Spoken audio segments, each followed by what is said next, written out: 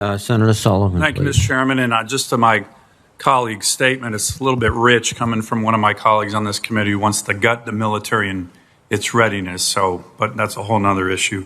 I want to get back to my line of questioning from this morning. And I will tell you again, gentlemen, I've never seen so much anger, at least from my constituents, who've witnessed a fiasco, a humiliation, a president who is consistently telling falsehoods to the American people, and the issue of there's no accountability.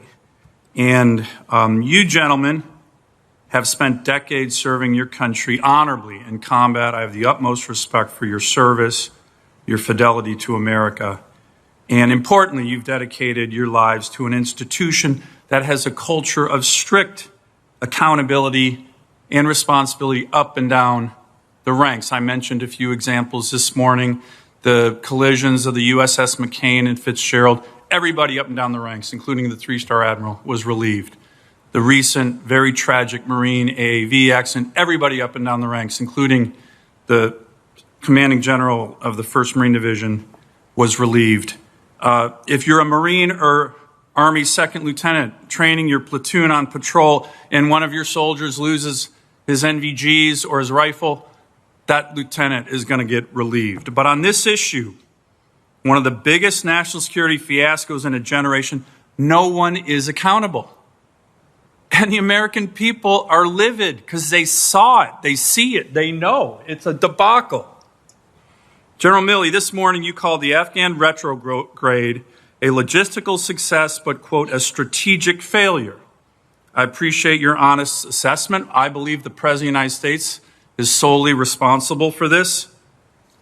Mr. Secretary, do you know if anyone, the National Security Advisor, the Secretary of State, or Undersecretary for Policy of DOD has offered their resignation to take responsibility for this fiasco? I do not. Okay. I do not, but I don't believe they have. Okay, thank you. Given the military culture of accountability that all of you gentlemen come from, and again, I respect that more than almost anybody, have any of you offered your resignation to the President at any time since his decision to withdraw? And General Milley, I understand your earlier answer to this question, that senior military advisors and officers can't resign every time they disagree with the President. I actually agree with that.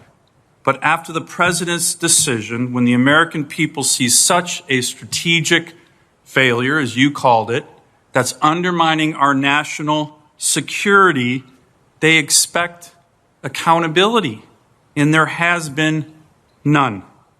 So have any of you accepted that accountability or responsibility? I'm accountable for my actions. And no, I'm just talking about a resignation. I have not submitted my letter of resignation. Mr. Secretary? No. General? I have not submitted a letter of resignation. Mr. Secretary, I want to know, what will it take for someone, anyone in the Biden administration to take responsibility or accountability for this national security fiasco? Anyone? Senator, from a DOD perspective, again, you heard me say that we'll continue to review our actions, and we won't hesitate to be critical of ourselves. And if there's someone that should be held accountable for an action, then we'll certainly do that. I want to switch topics here very quickly. General Milley, do you think if the Chinese Communist Party decided to invade Taiwan, would their military leadership call and give you a heads up? I think there'd be a period of increased tension, indicators and warnings, and I think there'd be an exchange of various communications at all levels. Department. You really think the Chinese, and I think you really think the Chinese Communist Party head of the PLA would call and say, "Hey, General, FYI, we're going to get ready to invade Taiwan. I just thought I'd give you a heads up." You honestly think that? I know I'd call him and ask him. No, I'm asking the other question outright. Do you think he'd give you a heads up? I think on the invasion of Taiwan. I think an invasion of Taiwan would be a fairly obvious thing to pick up on. No, I didn't. But that's not what I asked. Let me ask a related question. Sure. I think the answer to that is no. I think If the head of the PLA called you and said, hey, we're getting ready to invade Taiwan, and Xi Jinping found out about it, he'd be shot. But let me ask a related question. You said you were, quote, certain that President Trump did not intend on attacking China. That's what you just said. That's correct. Yet you're quoted in the Woodward book as telling the top Chinese Communist military commander, quote, if we're going to attack, I'm going to call you ahead of time. Is that true, General Milley? Well, let me tell you what I actually said. Well, that's not true. I hope that's Let me not tell you what I actually said, Senator.